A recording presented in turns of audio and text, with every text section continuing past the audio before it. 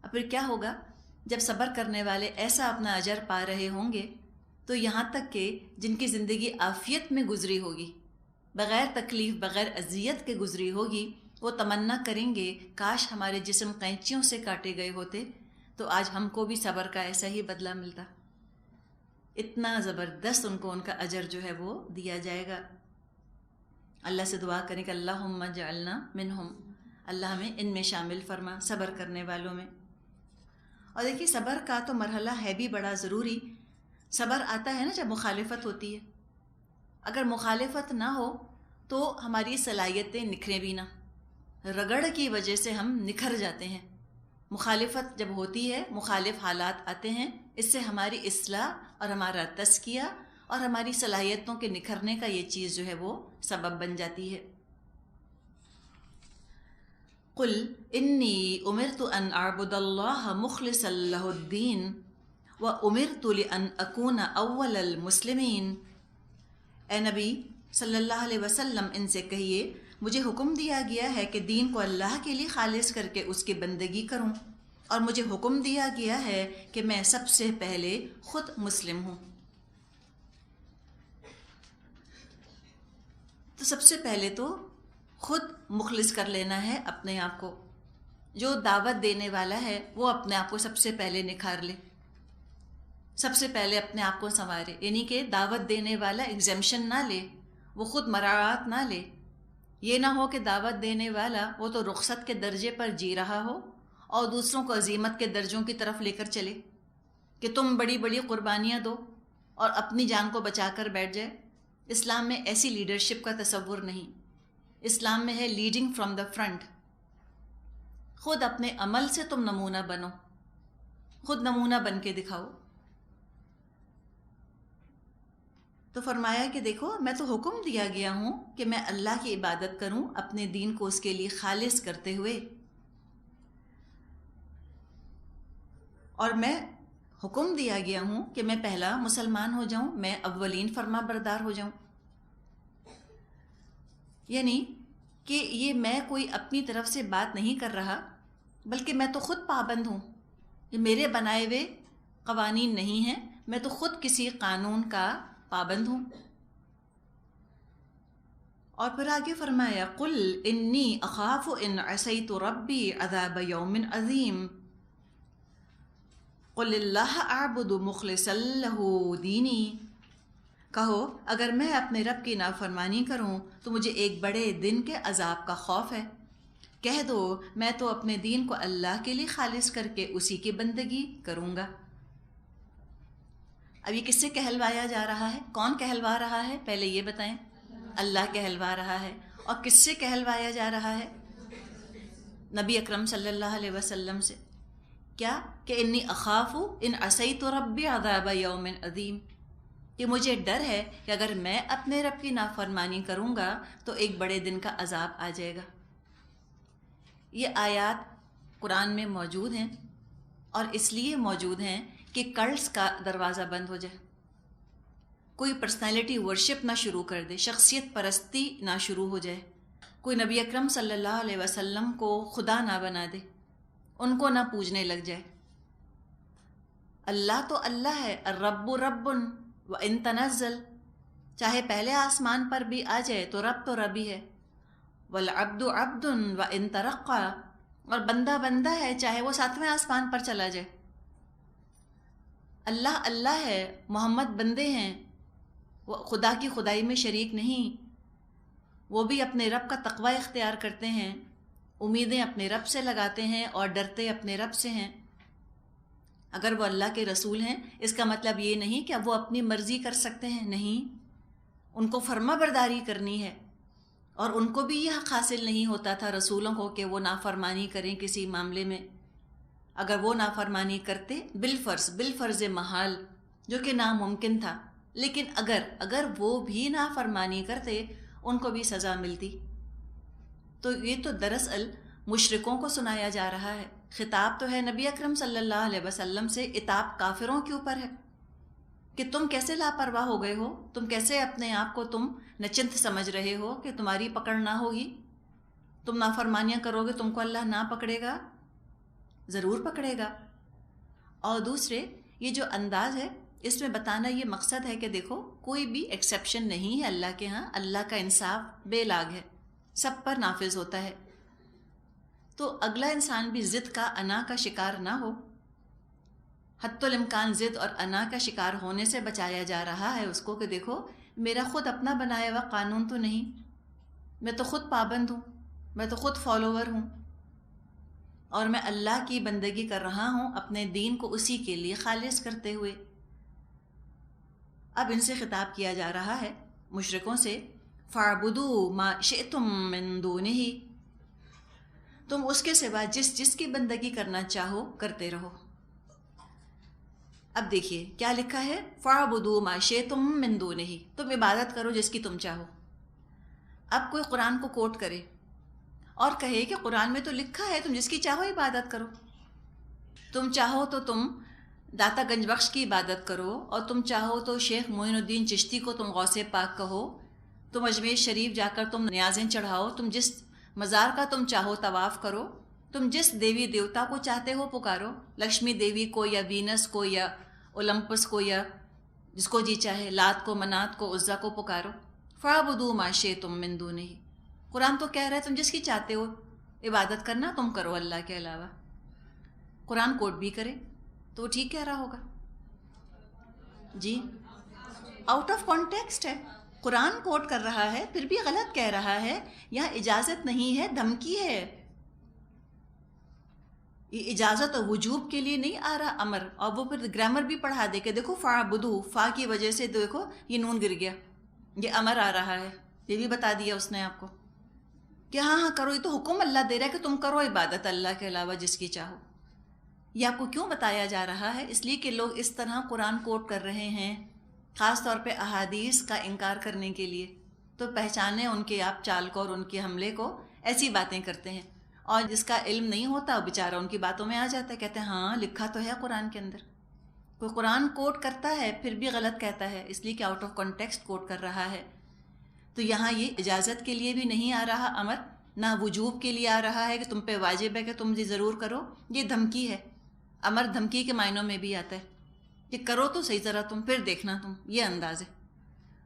جیسے کہ اب ماں منع کرتی ہے نا بچوں کو کہ نہیں جانا ہے پارٹی میں، نہیں جانا پارٹی میں، بچے کہتے ہیں جانا ہے جانا ہے، اماں کہتی ہے جا کے تو دیکھو ذرا، بچے کہیں لو دے دی اجازت، اماں نے کہہ دیا، پھر جائیں تو پھر دیکھیں ذرا کیا کرتی ہیں اماں ان کا حال۔ تو یہ بالکل وہ انداز ہے کہ تم کرو تو عبادت ذرا دوسروں کی، پھر دیکھو تمہارا کیا حال ہوتا ہے۔ قل ان الخاسرین الذین خسروا انفسهم واہلیہم یوم القیامہ الا ذلک هو الخسران المبین، کہو اصل دیوالیے تو وہی ہیں جنہوں نے قیامت کے روز اپنے آپ کو اور اپنے اہل و عیال کو گھاٹے میں ڈال دیا، خوب سن رکھو یہی کھلا دیوالیہ ہے، کہ اپنے آپ کو تو برباد کیا ہے شرک کر کر کے، اللہ کی نافرمانی کر کر کے، اپنے بچوں کو بھی برباد کرتے ہو۔ یہاں کی آگ تو مار دیتی ہے، دوزخ کی آگ تو ایسی ہے کہ لا تبقی ولا تذر، نہ باقی چھوڑے اور نہ کام تمام کرے۔ تو بہت ہی نقصان میں رہے وہ لوگ جنہوں نے ڈالا اپنے آپ کو بھی نقصان میں اور اپنے گھر والوں کو بھی، قیامت کے دن مروا دیا بچوں کو بھی گھر والوں کو بھی۔ نبی اکرم صلی اللہ علیہ وسلم نے فرمایا ہے کلکم راعٍ وکلکم مسئول عن رعیتہ، تم میں سب کے سب جو ہیں وہ نگران ہیں اور سب سے پوچھا جائے گا ان کی رعیت کے بارے میں، ان کی رعایا، ان کی فلاک، ان کے گلے کے بارے میں۔ مرد اپنے گھر والوں پر نگران ہے اور عورت اپنے شوہر کے گھر پر نگران ہے اور اس کے بچوں پر نگران ہے۔ اسی طرح حاکم جو ہے وہ اپنے رعایا کے اوپر نگران ہے، سب سے پوچھا جائے گا۔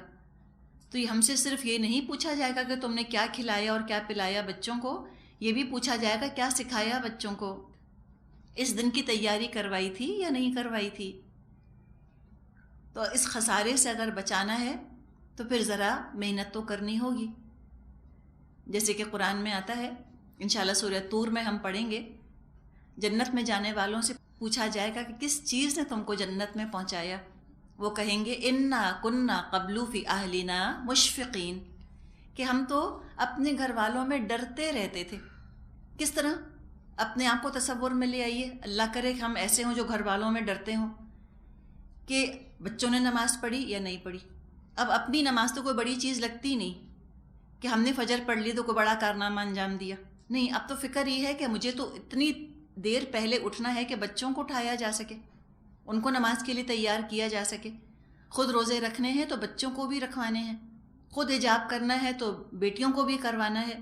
یعنی اس طرح آپ دیکھیں کہ ذمہ داری بڑھتی چلی جاتی ہے نا، تو انسان زیادہ ڈرتا ہے گھر والوں کے اندر. اگر دوزخ کی آگ سے بچانا ہے ان کو تو ڈر ڈر کر زندگی گزرتی ہے. تو ایسا انسان کیا ہوگا؟ اللہ تعالیٰ نے فرمایا ہے ایک اور مقام پر وَيَنْقَلِبُ إِلَىٰ أَهْلِهِ مَسْرُورًا، وہ تو لوٹے گا اپنے گھر والوں کی طرف خوشی خوشی. چیک رکھتا تھا نا، وہ ذرا سی نظر رکھا کرتا تھا گھر والوں کے اوپر تاکہ وہ خسارے میں گھاٹے میں نہ پڑے. اس کے برعکس کچھ لوگ ہوں گے وَأَمَّا مَنْ أُوتِيَ كِتَابَهُ وَرَاءَ ظَهْرِهِ فَسَوْفَ يَدْعُو ثُبُورًا.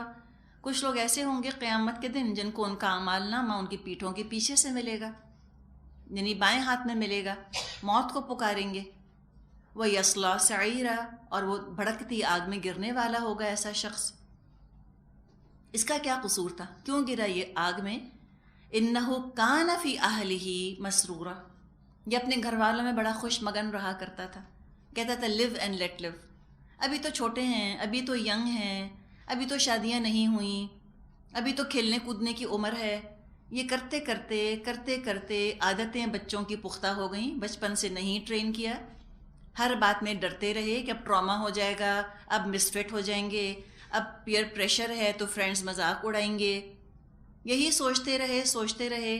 بچے گناہوں میں بکٹٹ ہوتے رہے، گناہوں میں ایکسپرٹ ہوتے چلے گئے، اور اب قیامت کا دن آ گیا. تم یہی سوچتے رہے کہ ہم مر جائیں گے تو بچوں کا کیا بنے گا. یہ نہ سوچا کہ جب بچے مر جائیں گے تو بچوں کا کیا ہوگا، ان کو بھی تو اللہ کو حساب دینا ہے. تو بہت برے ہیں وہ لوگ، بہت خسارے میں رہے جنہوں نے اپنے آپ کو نقصان میں ڈالا اور ساتھ گھر والوں کو بھی. ہم کہتے ہیں نا کہ ماں جو ہوتی ہے، ماں کے قدموں تلے جنت ہے.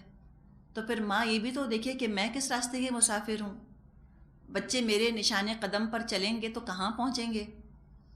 کہیں میں جہنم کے راستے پہ تو نہیں جا رہی. تو ایک دفعہ اہل آ جائیں، ایک اکیلا نہ رہے انسان. اب شادی ہو گئی، اب شوہر بچوں والا گھر بن گیا ہے، اب ذمہ داری بڑھتی چلی جا رہی ہے. اب ایک جان کی بات نہیں ہے، اب کئی جانوں کا انجام وابستہ ہے ایک کے ساتھ. تو ماں ہو یا باپ اپنی ذمہ داری پہچانے. اتنی آسانی سے زندگیاں نہیں گزرتی. بغیر جہاد کے تو پھر صرف جہنم ہی مل سکتی ہے، اور جہاد کے ساتھ جنت ملے گی. تو ہم دیکھ لیں کہ پھر ہم جہاد جو ہے وہ کرنے سے کیوں گھبراتے ہیں. ضروری ایفرٹ کرنا ضروری ہے اگر ہمیں جنت چاہیے اور اس نقصان سے، اس فیلئر سے اگر بچنا ہے.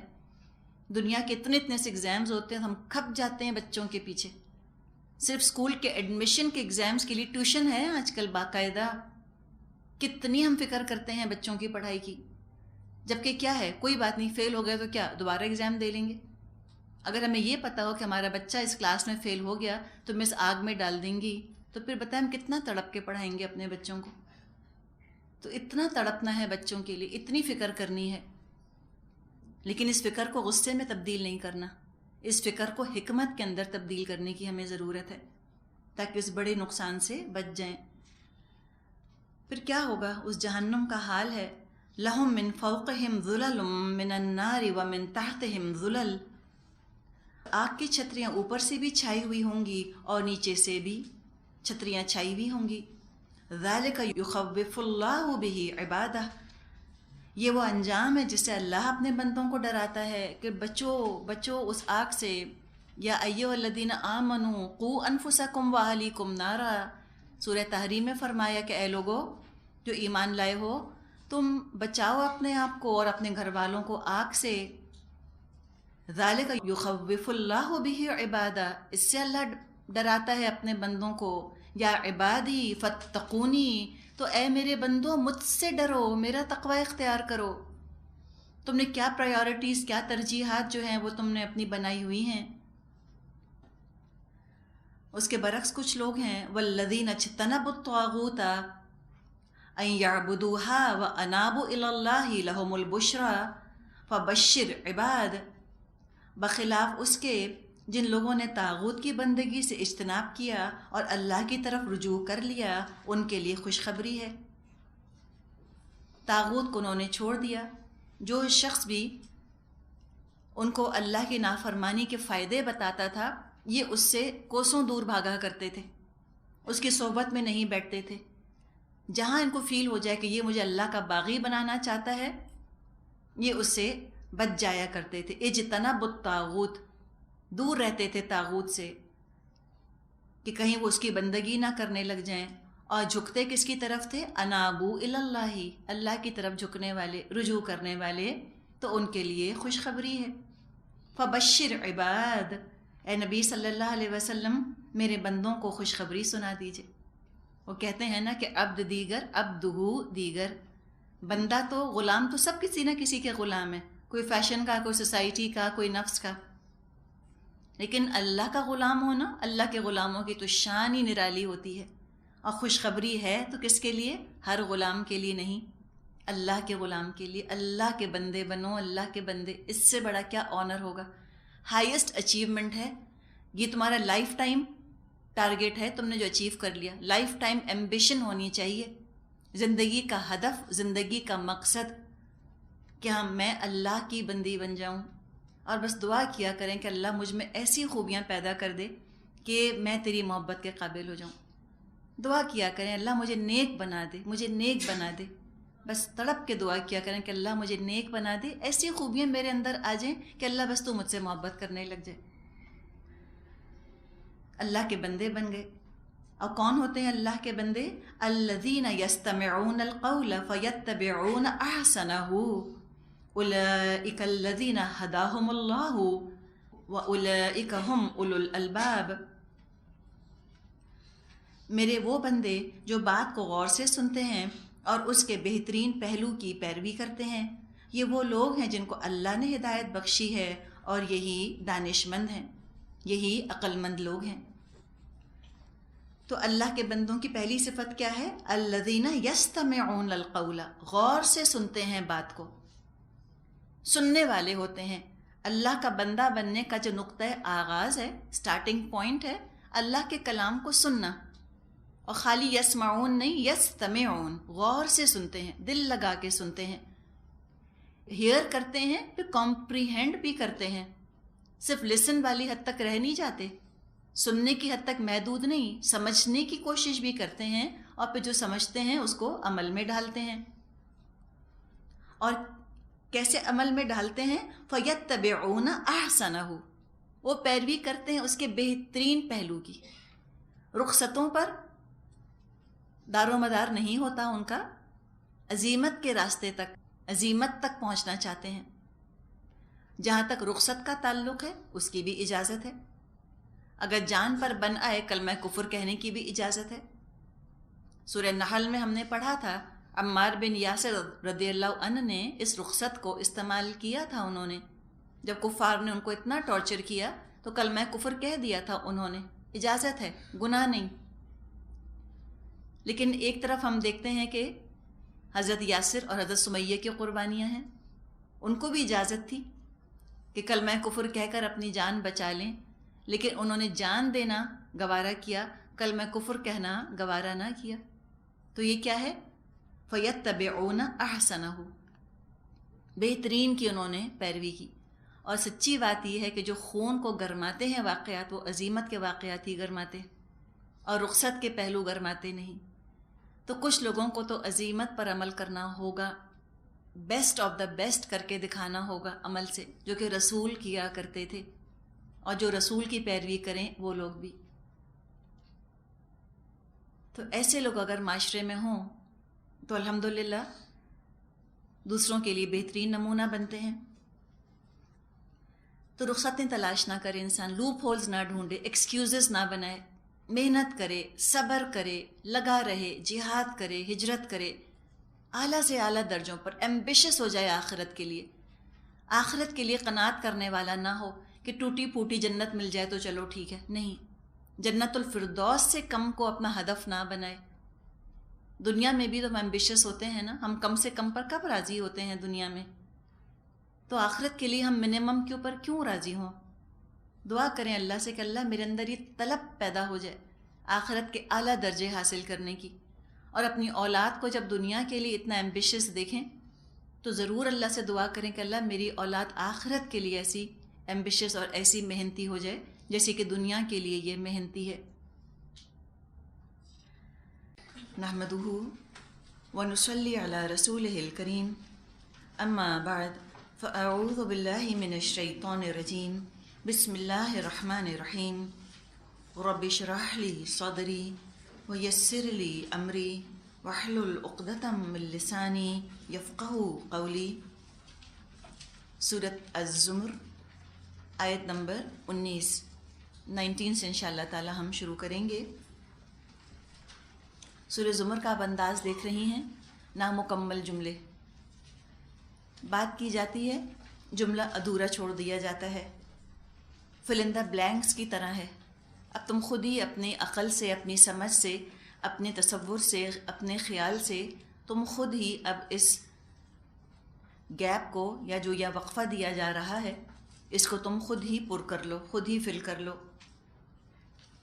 فرمایا افمن حق علیہ کلمۃ العذاب، کیا بھلا وہ جس پر حق ہو گئی عذاب کی بات، افانت تنقذ من فی النار، کیا تم اسے بچا سکتے ہو جو آگ میں گر چکا ہو؟ نبی اکرم صلی اللہ علیہ وسلم کو خطاب کیا جا رہا ہے کہ کیا آپ اس کو بچا سکتے ہیں کہ جو آگ میں گر گیا ہو؟ اس کا کیا جواب ہو سکتا ہے سوائے اس کے کہ نبی اکرم صلی اللہ علیہ وسلم نہیں بچا سکتے۔ یہ استفہام اس طرح کا ہے کہ جس میں کسی بات کو موقت کرنا ہو کہ اللہ کے سوا اور کوئی کسی کو بچا نہیں سکتا۔ اے نبی صلی اللہ علیہ وسلم، آپ بھی اس کو نہیں بچا سکتے جو آگ میں اپنے آپ کو گرا رہا ہو اپنی مرضی سے۔ آپ تو ہدایت دینے والے ہیں، آپ ان کو پکار رہے ہیں سیدھے راستے کی طرف، آپ ان کو حق بات بتا رہے ہیں جو ان کو دوزخ کی آگ سے بچا لے، نہیں سنتے۔ خود ہی اپنے آپ کو مستحق بنا لیا انہوں نے آگ کا۔ افمن حق علیہ کلمۃ العذاب، بھلا وہ شخص جس پر کہ پوری ہو گئی عذاب کی بات، ادھورا جملہ ہے۔ کیا افسوس کریں ہم اس کا، کتنا افسوس کرے وہ شخص خود اپنے حال کے اوپر، کتنا بدقسمت ہے، کتنا محروم، کتنا کم عقل۔ اچھی خاصی اس کے پاس ایک چوائس تھی، اس کے پاس آپشن تھا، اس کے پاس یہ پہلو موجود تھا کہ وہ چاہتا تو اپنے آپ کو آگ سے بچا لیتا۔ اللہ تعالیٰ نے اس کو اس معاملے میں چوائس دی تھی، اختیار دیا تھا، اس نے آگ کو اختیار کر لیا، عذاب کو اختیار کر لیا۔ تو کس قدر اس کے حال پر افسوس ہے، اور اپنے آپ کو بھی انسان اس جگہ رکھے کہ کیوں ہم اپنے آپ کو آگ کا مستحق بنائیں۔ ایسا تو نہیں کہ میرے اوپر کلمۃ العذاب حق ہو رہا ہو، عذاب کی بات حق ہو رہی ہو میرے اوپر، اور وہ تو لازماً ہوگی، ضرور ہوگی اگر ہم نے اللہ اور رسول کی اطاعت کو چھوڑا۔ جنت کی قیمت تو جہاد اور ہجرت اور قربانی ہے۔ انسان اپنے دل پر جب ان باتوں کو سہتا ہے تو مزید رسول کی عظمت دل میں پیدا ہوتی ہے کہ واقعی چھوٹی چھوٹی باتیں، چھوٹے چھوٹے جملے ہم سنتے ہیں تو ہمیں اتنی اذیت پہنچتی ہے۔ نبی اکرم صلی اللہ علیہ وسلم کتنا کچھ انہوں نے اٹھایا، لیکن اس کے باوجود بھی اختیار کچھ نہیں تھا ان کے پاس۔ پوچھا افانت تنقذ من فی النار، کیا آپ بچا سکتے ہیں اس کو جو کہ آگ میں ہے؟ نہیں بچا سکتے۔ اپنے اعمال سے، اپنے کردار سے، اپنے عقیدے کی وجہ سے، اپنی کمائی کی وجہ سے جو آگ میں گر گیا اسے کون بچا سکتا ہے؟ کسی انسان کے پاس اختیار نہیں۔ یہ سارے فیصلے بس اللہ کے ہیں، اللہ رب العرش رب العزت، اس کے فیصلے ہیں، اور اس کا یہ فیصلہ ہے کہ جو کفر کرے گا اور جو اس کے رسولوں کی اطاعت سے انکار کرے گا، اللہ اس کو جنت میں داخل نہ فرمائے گا۔ تو جب انسان یہ سوچ لیتا ہے تو ساری گناہوں کی لذت چلی جاتی ہے، اور نیکی کتنی بھی مشکل اور کٹھن کیوں نہ ہو، نیکی ہی پیاری لگتی ہے۔ لائف لائن تو ہے کم از کم، چمٹے ہوئے تو ہیں کم از کم، وَاعْتَصِمُوا بِحَبْلِ اللَّهِ سے، اللہ کی رسی سے۔ ٹھیک ہے مشکل کام ہے، آسان کام نہیں، لیکن اس انجام سے تو بہتر ہے جو رسی کو چھوڑنے کی وجہ سے پیش آنے والا ہے۔ لَٰكِنَ الَّذِينَ اتَّقَوْا رَبَّهُمْ لَهُمْ غُرَفٌ مِّن فَوْقِهَا غُرَفٌ مَّبْنِيَّةٌ تَجْرِي مِن تَحْتِهَا الْأَنْهَارُ وَعْدَ اللَّهِ لَا يُخْلِفُ اللَّهُ الْمِيعَادَ۔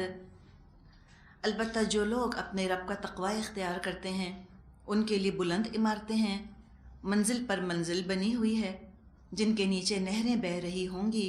یہ اللہ کا وعدہ ہے، اللہ کبھی اپنے وعدے کی خلاف ورزی نہیں کرتا۔ یہ اتنا پیارا انداز آتا ہے قرآن میں، بار بار جنت کا بیان تقوی کے ساتھ آتا ہے نا، نیک اعمال کے ساتھ آتا ہے۔ کیوں تقوی کے ساتھ یا نیک اعمال کے ساتھ ایک دم خوشخبری کیوں دی جاتی ہے؟ بعض دفعہ تو لگتا ہے جیسے کہ ہمارا دکھ کم کرنے کے لیے، ہماری تکلیف کم کرنے کے لیے فوراً بہلاوا دیا جاتا ہے، اور جھوٹا بہلاوا نہیں جو بعض دفعہ انسانوں کو دیتے ہیں، ایسی ٹرخانے کے لیے، بہلانے کے لیے یا ٹالنے کے لیے کچھ نہ کچھ کہہ دیتے ہیں کہ دکھ درد کم ہو جائے۔ جو اللہ بہلاوا دیتا ہے 100% حق، 100% سچا۔ تم اللہ کا تقوی اختیار کر رہے ہو تو تمہیں تکلیف پہنچ رہی ہے، چلو کوئی بات نہیں، تم دیکھنا کتنا اچھا تمہارا انجام ہوگا، تم فکر مت کرو، تم بس لگے رہو، تم ڈٹے رہو اللہ کے راستے پر۔ تم اطاعت کر رہے ہو اللہ اور اللہ کے رسول کی، تمہیں تکلیف پہنچ رہی ہے، زندگی تنگ ہو رہی ہے تمہارے اوپر، چلو کوئی بات نہیں، ابھی تم تکلیف اٹھا لو، پھر دیکھنا اتنا اچھا انجام تم کو ملے گا، تمہاری ساری تکلیف جو ہے وہ دور ہو جائے گی۔ غرف من فوقها غرف مبنیہ، منزلوں پر منزلیں بنی ہوئی ہوں گی۔ دنیا میں دو ہی طرح کے گھر ہوتے ہیں رہنے کے، ایک ہوتے ہیں جو کئی ایکرز پر پھیلے ہوئے ہوتے ہیں، ہے نا، وسیع ہوتے ہیں، زمین پر پھیلے ہوئے ہوتے ہیں، ان کا اپنا مزہ ہے، ان کی اپنی خوبصورتی ہے۔ جیسے اللہ تعالیٰ نے فرمایا ہے قرآن میں، جنت کیسی ہے، عرضها کا ارض السماوات والارض، ایسا ہے اس کا عرض، ایسی ہے اس جنت کی چوڑائی جیسے کہ آسمانوں اور زمین کی چوڑائی۔ یہ بھی ہم نے پڑھا ہے قرآن کے اندر، اس سے ملتا جلتا مضمون۔ تو اتنی پھیلی ہوئی بھی ہے، بڑے رقبے کے اوپر پھیلی ہوئی ہے جنت، اور نہ صرف پھیلی ہوئی ہے بلکہ بلند بھی ہے۔ تو ایسے بھی گھر ہم دیکھتے ہیں دنیا میں جو کہ بہت بلند ہوتے ہیں، اپارٹمنٹس ان کو ہم کہیں، یا اونچی اونچی منزلیں بنی ہوئی ہوتی ہیں۔ تو ایسے وہاں پر بلند اور بالا گھر ہوں گے۔ اوپر سے انسان جب منظر دیکھتا ہے تو اس کی الگ خوبصورتی ہوتی ہے۔ آپ کسی جگہ جائیں اور 20ویں منزل سے یا 40ویں منزل سے اب آپ نیچے دیکھیں، کتنا خوبصورت لگتا ہے اگر منظر اچھا ہے، خاص طور پہ اگر باغ ہی باغ ہے اور نہریں بہہ رہی ہیں اور بڑی خوبصورتی اور رونق ہے، تو کتنا خوبصورت لگے اوپر سے دیکھنا۔ تو یہ بھی ایک ویو دکھا دیا جائے گا جنتیوں کو، اور کسی اور کے فلیٹ میں چڑھنے کی ضرورت نہیں ہے ان کو کہ وہاں جا کر وہ نوک کریں اور کہیں کہ ہمیں ویو دکھا دیں ذرا۔ یا بعض دفعہ وہ لفٹ میں تو باقاعدہ لے جاتے ہیں نا، بعض عمارتیں ایسی ہیں، ٹاورز وغیرہ جو ہوتے ہیں وہ تو باقاعدہ لفٹ میں آپ کو چڑھاتے ہیں اوپر، اللہ جانے کون سے فلور کے اوپر، 90 فلور پہ یا کون سے فلور پہ، صرف کس لیے چڑھاتے ہیں اوپر، تاکہ آپ نیچے دیکھ سکیں۔ یہی ہوتا ہے نا، ایک ویو دکھانا چاہ رہے ہوتے ہیں آپ کو، منظر دکھانا چاہ رہے ہوتے ہیں۔ ہم ٹکٹ دیتے ہیں اس کے لیے کہ ہم چڑھ کے جائیں گے، ہم لائن بناتے ہیں اس کے لیے، مشقت اس کے لیے بھی تو اٹھاتے ہیں۔ کتنی دیر کا ویو ہوتا ہے، بہت تھوڑی سی دیر کا، اور اکثر چیزیں جو کہ وہ کہہ رہے ہوتے ہیں کہ نظر آئیں گی وہ نہیں نظر آ رہی ہوتی، اس لیے کہ بادل آ گئے ہوتے ہیں یا آپ کا اینگل کھڑے ہونے کا درست نہیں ہوتا۔ لکھا تو بہت کچھ ہوتا ہے انہوں نے بہت کچھ ہوتا ہے کہ یہ کچھ آپ کو نظر آئے گا، لیکن کم ہی چیزیں ہوتی ہیں جو کہ نظر آ رہی ہوتی ہیں۔ تو وہ امیجن کریں کہ آپ کا اپنا ایسا گھر ہے، ایسی آپ کی جنت ہے انشاءاللہ تعالی، جو کہ بہت بڑے رقبے کے اوپر پھیلی ہوئی، اور ساتھ ہی ساتھ پھر بہت بلند اس کے اندر منزلیں بھی ہیں۔ جب آپ نے چاہا آپ اوپر کہیں پہنچ گئیں اور وہاں سے آپ نے منظر بھی اپنا دیکھ لیا انشاءاللہ۔ تو غرفن یہ غرفتن کی جمع ہے کمرے. من فوقها غرفن، کمروں کے اوپر کمرے، منزلوں کے اوپر منزلیں، پتہ نہیں کتنی کتنی بلند ہوں گی وہ. مبنیہ بنی ہوئی، بانون یا مادہ ہے مبنیہ، اتنی خوبصورت تعمیر ہوگی، اس کے دامن میں ندیاں بہتی ہوں گی. اور کوئی یہ نہ سوچے کہ یہ فیری ٹیلز ہیں، یا یہ بہلاوے ہیں، یا یہ بس قصے کہانیاں ہیں، یا یہ کوئی یوٹوپین دنیا دکھائی جا رہی ہے، یا خوابوں خیالوں کے تخیلات کی باتیں ہیں. نہیں، وعد اللہ، اللہ کا وعدہ ہے، اللہ دے گا. لوگ کیا دے سکتے ہیں؟ ہم جب لوگوں سے ڈرتے ہیں یا ہم ان کی خواہش کے مطابق عمل کرنا چاہتے ہیں